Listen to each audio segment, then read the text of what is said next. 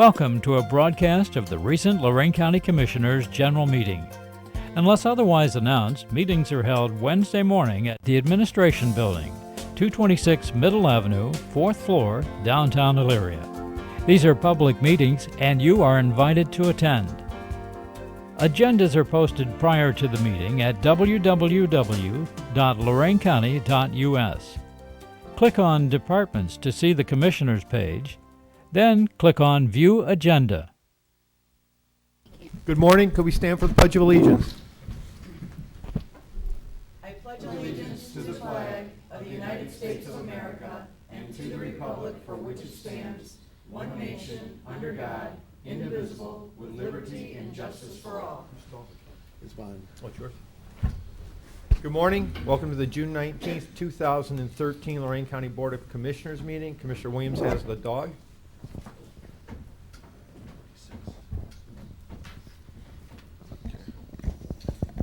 I have a Commissioner Kokoski dog here. Yes, you do. A little white fluff ball Japanese Spitz that's about 1.5 years old.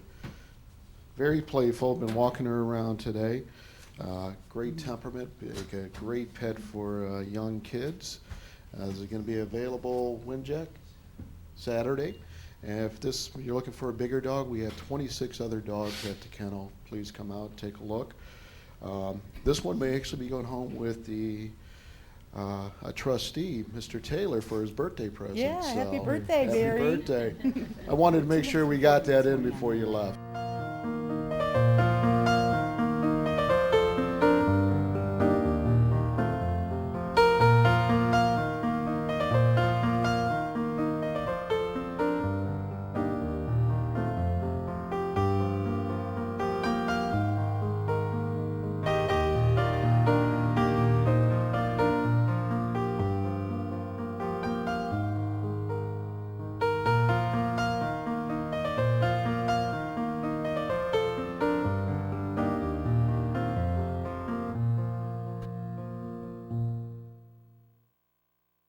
Madam Clerk.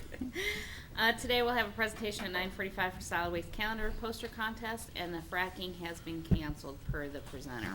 Under resolutions, number 1, job and family services bills. So moved. Second. Discussion. Mr. Kalo. Aye. Ms. Kowski. Aye. Mr. Williams. Aye. Investments. So moved. Second. Discussion. Mr. Kalo. Aye. Ms. Kowski. Aye. Mr. Williams. Aye. Appropriations. So moved. Second. Discussion. Mr. Kalo. Aye. Ms. Kowski. Aye. Mr. Williams. Aye. Transfers. So moved. Second. Discussion. Mr. Kalo. Aye. Ms. Kowski. Aye. Mr. Williams. Aye. No advances, no repayments, requisitions. So moved. Second. Discussion. Mr. Kalo. Aye. Ms. Kowski. Aye. Mr. Williams. Aye. Travel. So moved. Second. Discussion. Mr. Kalo. Aye. Ms. Kowski. Aye. Mr. Williams. Aye. Bills. So moved. Second. Discussion. Mr. Kalo. Aye. Ms. Kowski. Aye. Mr. Williams. Aye. I want a question. Under advances and repayments, we had 2 transfers and it was one of 2 in the advances and repayments. Why was that? One's a hospitalization transfer. Okay, but it was under advances and repayments. I probably just stuck that in The the wrong. wrong folder. Yeah, but it said one of 2. There's hospitalization, and then right before that is Children and Family First. They're moving cash from one sub-fund to another. Yeah, they're in the wrong folder. Oh. Yeah. They're fund transfers. There's fund transfers. Okay, There's I no was, advances yet. okay, all right. Under the Commissioners, authorize various personnel actions as indicated on the summary sheet for employees within jurisdiction of Lorain County Commissioners. Mr. Cordez is out on vacation. The only personnel we have is some board appointments. I'll make a motion to approve. Can I take a look at them real quick? Sure.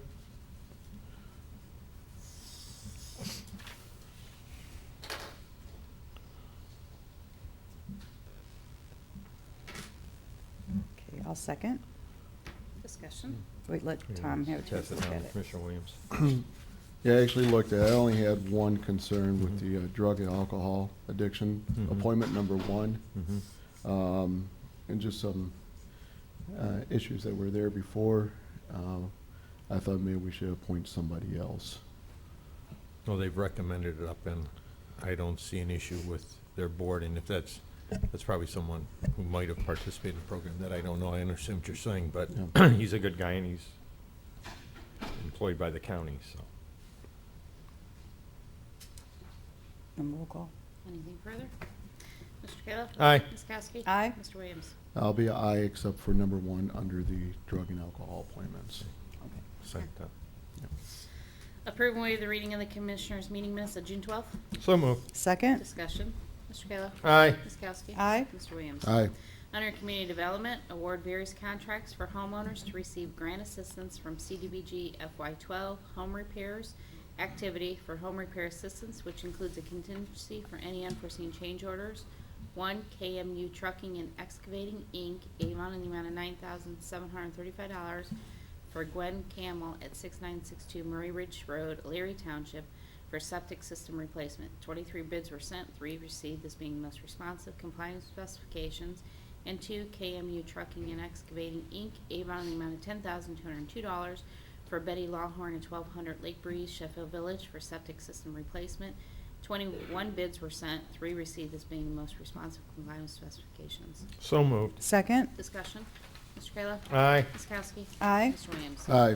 Under Job and Family, authorized purchase service agreement with JBS for TANF Summer Youth Employment Program for low-income youth, using TANF funds for state fiscal year 13-14 in the amount of $152,640.46, effective retroactive to June 10, 2013 through September 13, 2013. Authorized director to amend for changes in programming, content, and to increase value on behalf of Board of Prosecutors for approval as to form. So moved. Second. Discussion. Mr. Kayla? Aye. Ms. Kowski? Aye. Mr. Williams? Aye.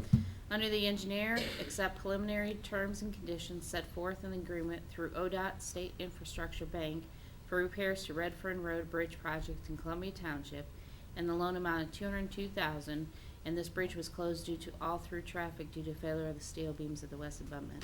So moved. Second. Discussion. That's all being paid out of motor vehicle gas tax? Yes. Okay. He said yes. Mr. Kayla? Aye. Ms. Kowski? Aye. Mr. Williams? Aye. Approve amendment to service agreement 3162 with Neil Sword, providing for inclusion of Columbia Township to include 24317 Sprague Road. So moved. Second. Discussion. Mr. Kayla? Aye. Ms. Kowski? Aye. Mr. Williams? Aye. Authorized appropriation of a road right-of-way pursuant to Ohio Revised Code 163.05, finding the necessity and authorization to take possession and enter upon property for the widening of Griswold Road, Elyria Township, in the city of Elyria. So moved. Second. Discussion. Mr. Kayla? Aye. Ms. Kowski? Aye. Mr. Williams? Aye. Mr. Innes?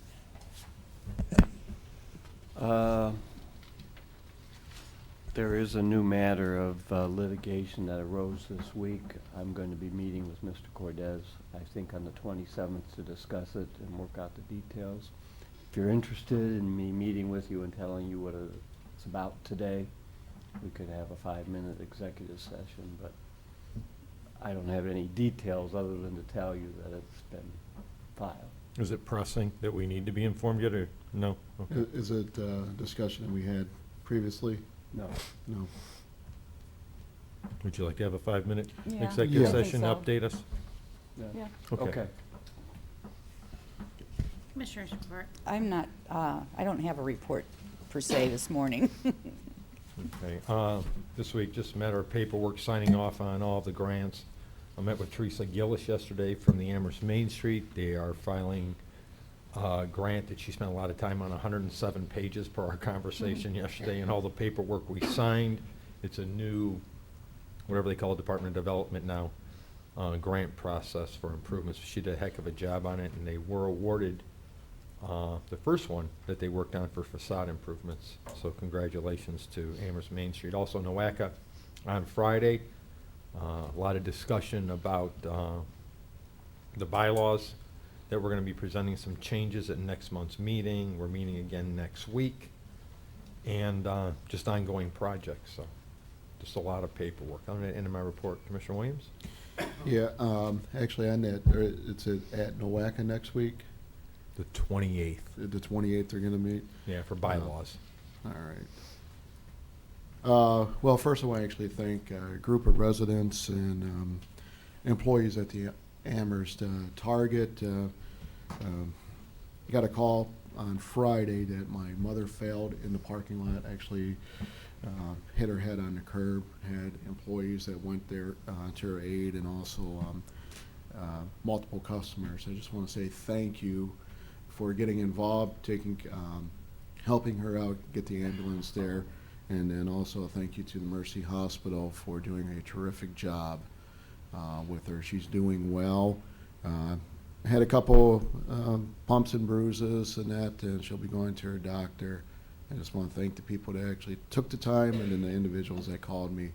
And it's got a terrific staff at Target, so thank you so much for that. That occurred on Friday, and I'm sure there's something I'm forgetting, but end of my report.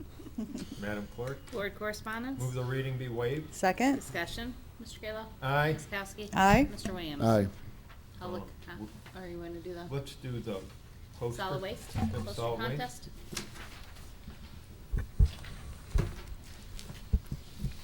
Good morning, Mr. Bailey. Good job on the consortium, sir. Nice to see that moving forward. It's moving forward. You'll hear a lot more next week. The resolution will be coming before Will we you get it next week next for week? reimbursement, Okay, yes. that's what I was asking about. It's down the Teresa right now, and we're ready to tango here, all right? Talked a little about calendar contests this year. We did it a little differently. Went out for donations and asked for donations for the gift cards for the students. And the Chemtron Corporation, one of our contractors at the center, stepped up, the Gunther family, and gave $25 gift cards, each one of the 12 winners. And we appreciate what Chemtron did for us very, very much. And I'll turn it over to Sally and Brandi as they give you the winning calendars for posters this year for the calendar contest. Ladies? Good morning, Commissioners. The district started the annual calendar contest in 2002, and it's been a big hit with the teachers and the students and the parents. The students are asked to create a drawing based on either recycling or litter, and 12 of the drawings are chosen to form a calendar for the following year. Prizes in the past have included savings bonds, Midway Mall gift cards, and this year a $25 Visa gift card was donated by Chemtron, as Mr. Bailey just said. In addition to the gift cards, the students will each receive 12 calendars to pass out to their family and friends. The contest is open to all 1st through 12th grade students in Lorain County, and judging is always very difficult since the students do such a great job of conveying their ideas about recycling and litter prevention. This year we were honored to have Commissioner Kokoski help us with the judging and choosing the final 12 drawings, and she also chose which calendar went in each month. After the calendars have been produced, they will be handed out at different festivals and events, including the Lorain County Fair. And we've prepared a short presentation of the winning drawings in this PowerPoint, so I hope you enjoy it.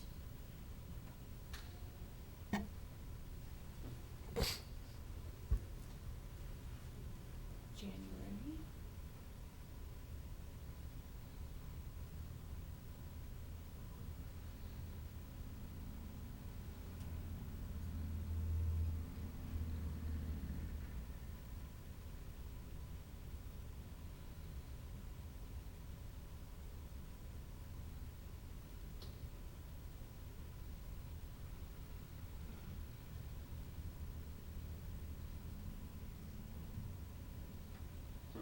A lot of detail, huh?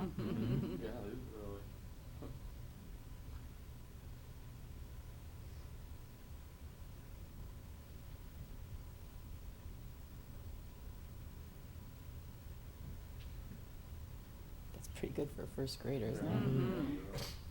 Look at that. Oh, look at that beard. Oh. When she said it was hard to judge, or hard to pick, she wasn't kidding. These kids are talented. Look at that.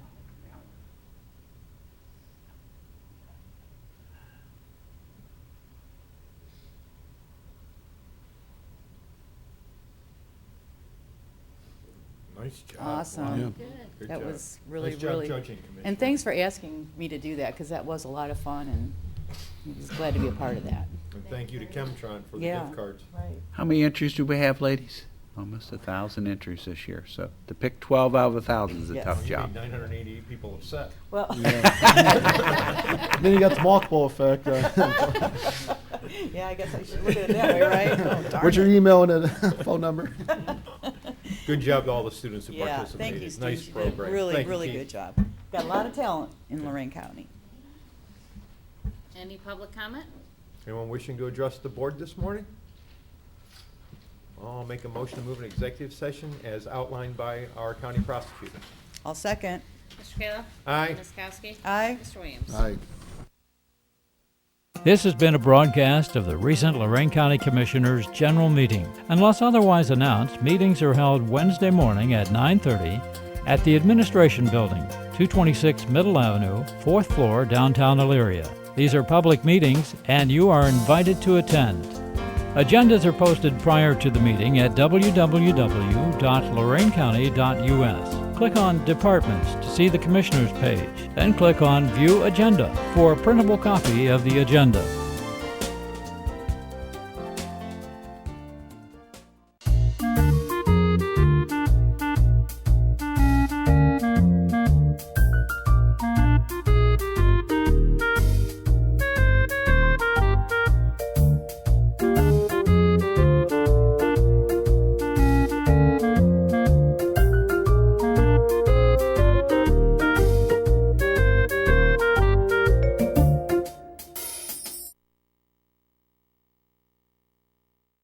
Hey, buddy, how you doing there? Here, have a treat, okay? No one can deny the loving devotion we get from our dogs, and I think we all agree we get back more love than we give them. I'm Dick Goddard. I'm reminding you, if you share your love with a dog, you'll never regret it. There's really nothing like a dog to spark up your life, whether you're a youngster, a senior citizen, or somewhere in between. And dogs have a whole lot of affection to share. Okay, is that good? You don't have to go far to hear heartwarming adoption stories. With my husband is like saying man's best friend. He truly loves that dog. He feels it's part human. It's his second daughter, as Erica said. It's definitely a prize. She's queen of the house, basically. She's a good lover. She gives us a lot of attention. She's a good girl. We had a cat before we had Abby, and Abby adapted very well. She is best friends with that cat. She will not harm that cat in any way. She's amazing. I love her. When I'm in bed at night, Abby will jump up with me and she will pull the covers back and she will lay under the covers and lay her head on the pillow just like a human. I encourage anyone to go to the Lorain County Kennel to adopt a dog. It's given our family great satisfaction and a great reward. After, a bad day at work or anytime you come home, it's just always nice. They kind of turn your mood around when you come in the door, and they wagging their tails and jumping on you, and it's a great feeling to know that they're happy to see you and that they love you just as much as you love them. She is good with our other dog. She's good with people. She likes attention, and she likes to cuddle up with you. It's funny when Lily, when you kind of discipline her sometimes when she does something bad, or she always seems to roll on her back and put her paws in the air and just look up at you with a sad look. So it's kind of hard to even get mad at her when she does something like that. So we kind of laugh at that. And it's always amusing when she does get a spurt of energy and want to run around, and we're always like, oh my gosh, Lily's going to play now. Yeah, so sometimes, when I'm on the couch or whatever, and she'll hop down, and she always tries to bite her own tail, and then that kind of keys on our other dog, Rocky, to chime in and try to, bite at her tail a little bit, and then they start playing around a little bit. One day we came home with some food from, I just really wanted a burger. So we had a burger, and I had it sitting on the tray table by the couch, and I got up for a minute and got a drink, came back, and Lily was licking her lips. She had eaten the whole thing, and I was not very happy with her. So I screamed and told Kurt to come down and get her away from me because I was just so upset. But we both lived, and I was fine afterwards. One of the best things about adopting a dog from the kennel, at least for us, was, again, just giving this dog, who knows what would have happened to her, a new life, and also giving our other dog a companion during the day. It's just fun to have the two dogs and take them for walks and watch them play, and it brought us closer as well.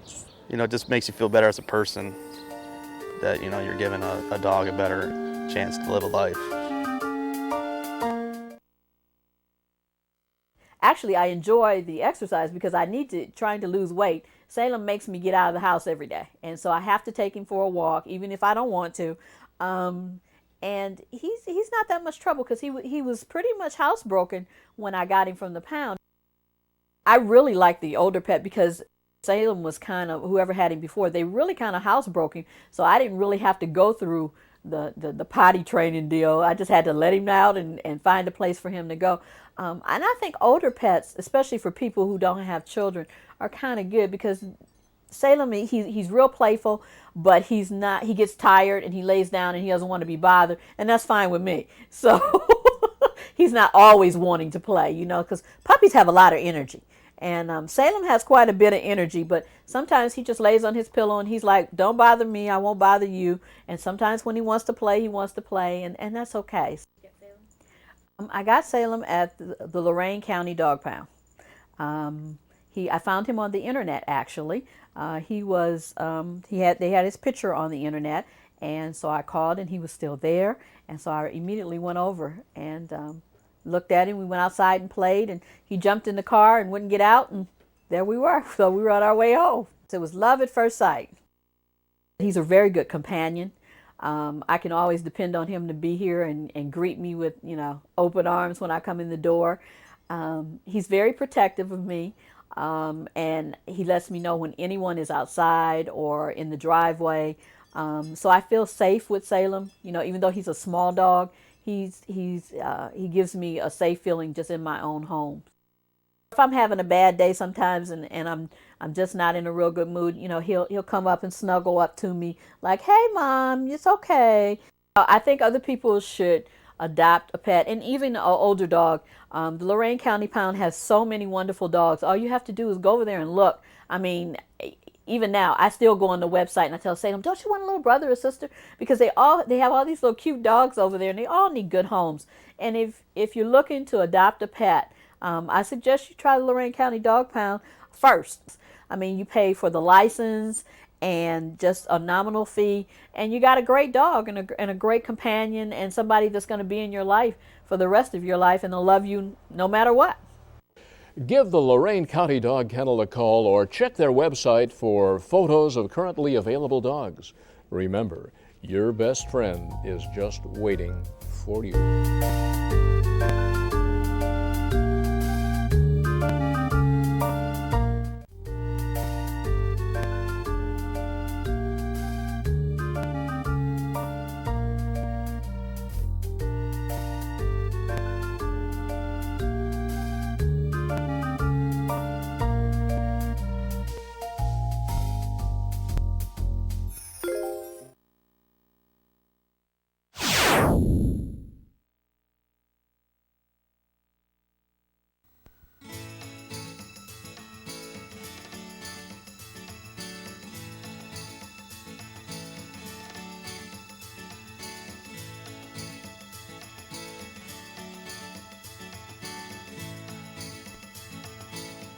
In 1787, the Continental Congress organized the lands from the Ohio River to the Mississippi into the Northwest Territories.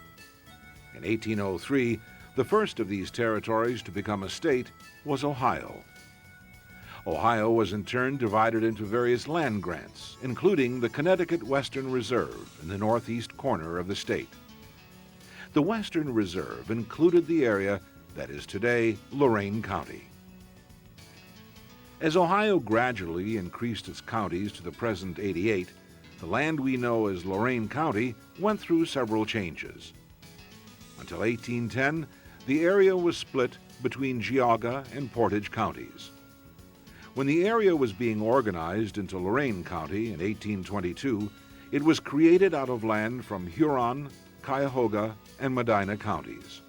At the time of its birth, Lorain County included Olmsted Township, now in Cuyahoga County, Spencer and Homer Townships, now in Medina County, and Troy and Sullivan Townships, now in Ashland County. This map illustrates the county as it appeared at the time of Ohio's centennial, and although some of the townships have been absorbed by incorporation, it also represents the shape of Lorain County today. Let's take a brief historical look at each of Lorain County's 21 townships. In 1807, the Calvin Hoadley and Herman Bronson families of Waterbury, Connecticut, began the settlement of Columbia. After a 3-month trek, the pioneers arrived in their new homeland in time to celebrate Christmas. The Bronsons, including their 7-month-old son, began that winter sheltered by their overturned bobsled wagon converted into a frontier lean-to. The mouth of the Black River also saw the beginning of its first settlement in 1807, when Azariah Beebe established a trading post for Nathan Perry. This area, which 20 years earlier had seen a short-lived Moravian mission, would gradually grow into the village of Charleston in the township called Black River. Years later, this township would be removed from county maps because of the incorporation of the city of Lorain. Charleston adopted the county's name of Lorain when the city was incorporated in 1874. The dramatic growth of the city was spurred on by the expanding fishing and shipbuilding industries. In 1894, when Tom Johnson brought his steel mill to town, Lorain's destiny to be the county's largest city was assured. In 1813, the township of Ridgeville was officially organized. 3 years earlier, members of the Beebe, Terrell, and Root families had established this new settlement they called Rootstown. The change to Ridgeville was decided upon to indicate the sand ridges that passed through the area and provided transportation routes and fertile farmland. The area around the intersection of Butternut Ridge and Roots Road, first called Briggs Corner, was by 1880 known as Fields Corners and was the site of the town's water well. With the growth of the city of North Ridgeville, the township of Ridgeville was incorporated out of existence. In 1810, Silas Wilmot, along with Asa and Ira Morgan, erected a cabin on Butternut Ridge, and the community later called Eaton Township was begun. Wilmot married Chloe Hubbard of Ashtabula, and they were given the cabin, thereby becoming the township's pioneering couple. When Ridgeville Township was organized in 1813, it included Eaton, which was at that time called Holbrook. While the area was still a part of Cuyahoga County, the township of Eaton was separated from Ridgeville. Its first officers were elected in 1823, while the township was in transition to the new Lorain County. Amherst's township's founding can be traced to one Jacob Shoup. After first settling on the Black River, he moved in 1811 to the Beaver Creek. By 1815, he had erected a grist mill and the area's first distillery. Whiskeyville, today the intersection of Routes 58 and 113, earned its nickname as a center for the production of this important pioneer commodity. As the primary community of the township developed at the Old Spring, it came to be known as Amherst Corners. By 1836, the name Amherstville was recorded in the county offices, and in 1873, the town was incorporated as North Amherst. In 1909, the U.S. Postal Service had to choose between the villages of North and South Amherst. They chose the former, which then became the official and present-day Amherst. In 1917, in the northeast corner of the county, the township of Avon became another of Lorain County's 21 townships to vanish due to city incorporation. In 1814, Wilbur Cahoon had arrived from Montgomery County, New York, to become the first to settle in what was then Troy Township of Cuyahoga County. The farming community grew around its power source, the French Creek. Development along the interurban line would incorporate the northern part of the township into the city of Avon Lake in 1911, with the remainder of the township becoming the village of Avon in 1917. It was families such as the Burrell, Day, and Roots who established themselves in the Sheffield area in 1815 and 16. The township of Sheffield would not actually be created until 1824, when the newly elected Lorain County Commissioners made the township one of the first acts of their administration. The land had been primarily in Cuyahoga County prior to the 1822 reorganization. The southwest corner of the township was in Huron County and is today the only place to find a small section still called Sheffield Township. The remainder of the area has been incorporated, like its neighbor Avon, with the north becoming Sheffield Lake and the south the village of Sheffield. In 1816, Colonel Henry Brown of Stockbridge, Massachusetts, purchased a large tract of land known as Number 6, Range 19. Mr. Brown would later name the township after himself by simply adding Helm to his family name. Like the Old Saxon Ham, the suffix meant home. The Deacon Shepherd family were the first settlers when they arrived on July 4, 1817.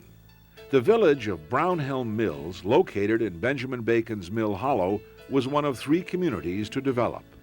Bacon's Corners, or the center, was 3 miles east of the hollow, while just west of the hollow was Rugby, where stores, a church, a school, and the post office were located.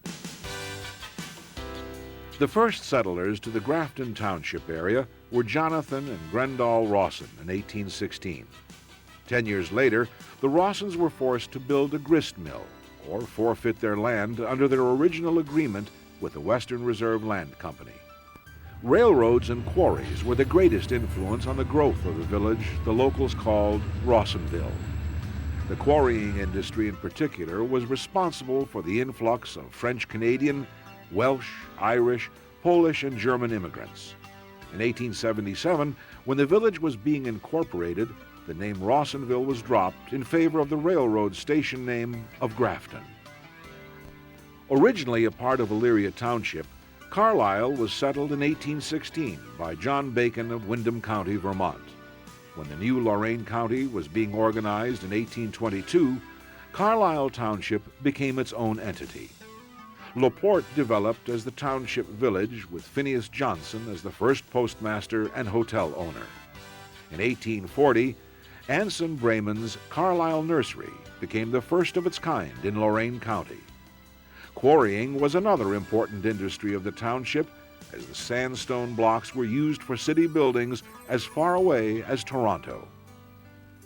Founding father Heman Ely owned over 10,000 acres of the land that would be developed into the township of Elyria, and the city, which also bears his family name.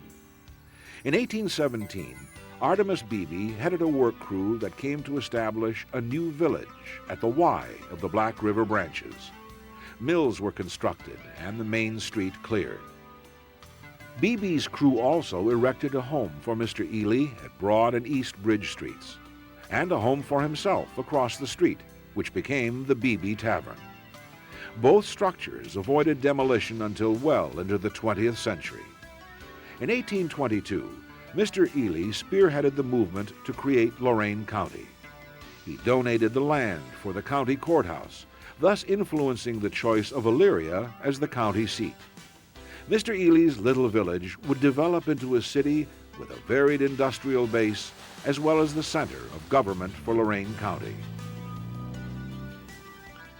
Simon Durand came to America as an interpreter for Revolutionary War hero French General Lafayette. Durand remained in the new nation and in the winter of 1817 moved from New York State to the 160 acres he had purchased south of Brownhelm. 10 years later, the population of the area was enough to support the formation of a new township. With the southern portion ceded to Brighton and the northern portion annexed from Brownhelm, the township of Henrietta was created in 1827. Although New England families represented the majority of settlers to the area in 1818, one of the pioneers was William Welling of Montgomery County, New York. History is not clear if the community was named in honor of Welling or for the famous English Duke of Wellington, hero of Europe's recent Napoleonic Wars. With the coming of the railroad, Wellington grew into an agricultural marketplace, and in fact was the nation's leader in cheese production from 1870 to 1900. The county fair, now located in Wellington, helps to continue the depiction of small-town America shown in native son Archibald Willard's famous painting, The Spirit of '76. In 1818, Joseph Sage and the family of his son-in-law, John Laborie, journeyed through a severe winter from Connecticut to their new homestead in Huntington Township. More pioneering families came to the area, and by 1822, the population was such that the Medina County Commissioners incorporated the township, using the Huntington, Connecticut hometown of many of the settlers as its new name. Lumber, grain, and cheese dominated the local economy. In 1824, when Lorain County came into full operation, Huntington was transferred from Medina County. The citizens of Old Russia Township, that had been first settled in 1818, requested detachment from Black River Township in 1825. The town and college of Oberlin were founded in 1833 and would grow to dominate the area. The Oberlin concept combined a Christian community and a Christian coeducational institute. Through the influence of founders John Shippard and Philo Stewart, New York businessman Arthur Tappan, and noted evangelist Charles Finney, the college would become not only co-ed, but also multiracial and the nation's leader in the abolitionist movement. The independent spirit that created the first Russia Township was evident once again in 1992, as New Russia Township detached itself from Oberlin. In 1820, the Peter Penfield family began the permanent settlement of the area he had first selected in the fall of 1818. Penfield Township's organizational election was held in April of 1825. The first religious service was held in 1826, and the first school was in session in the summer of 1829. The township's first post office put the emphasis on post and not the office. As the Penfields lived well off the established mail route, a hollow tree near the river was used by the local residents for sending and receiving the mail. The township, with its fertile soil, grew into a part of Lorain County's rich agricultural heritage. In the fall of 1820, Abner Loveland Jr. became the first permanent settler of Brighton. Within a year, the families of Joseph Kingsbury and Abner Loveland Sr. had arrived, and the new community began to grow. With elections held in the spring of 1823, Brighton Township was being organized at the same time the area was being transferred from Medina to Lorain County. Like much of the new county, Brighton was essentially agricultural. Although Pittsfield's first settlers arrived in 1813, the area was considered too dangerous because of the British and Indian activity connected to the War of 1812. By 1820, the land was surveyed, and Milton Whitney became the owner of a large parcel. Whitney arranged for the Waite brothers of Russia Township to become the first permanent settlers in the spring of 1821. By 1831, there were enough residents to request that the county incorporate a township independent of Wellington. Pittsfield was chosen as the township's name to honor the Massachusetts hometown of many of the area's pioneers. LaGrange Township's first settler was Nathan Clark, who in the fall of 1825 established his new homestead on the east branch of the Black River. By the summer of 1826, 14 more settlers had arrived. The name LaGrange, which is French for the farm, was chosen to honor French General Lafayette, as it was also the name of his country estate. In 1827, the area was separated from Carlisle Township and reorganized with elections in April into the new township of LaGrange. By 1875, the center had grown into a village, also incorporated as LaGrange. The pioneer settler of the Camden area was Leonard Clark.